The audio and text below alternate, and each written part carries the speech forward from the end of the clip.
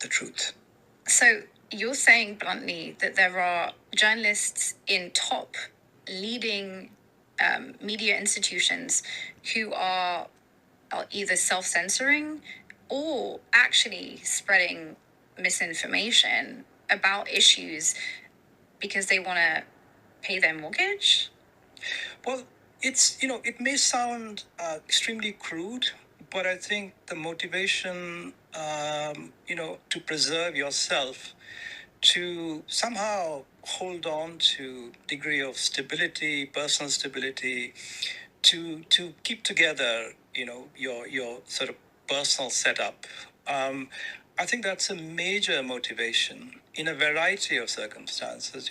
I've just written a book titled "The World After Gaza," where I argue that even something like genocide becomes possible because too many people are invested in the status quo, in obeying orders, in not rocking the boat, in not challenging the prevailing dominant consensus. And this is not me who's saying that. These are things that are said by, have been said by people who were actually in Auschwitz, who saw how that monstrous system operated.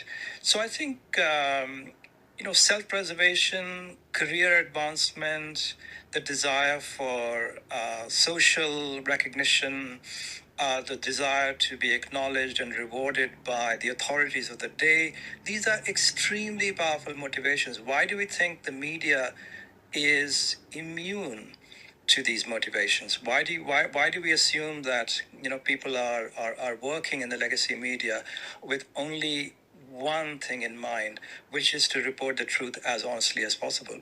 I think what they produce is heavily compromised in a variety of ways, ideologically, and of course through their professional commitments.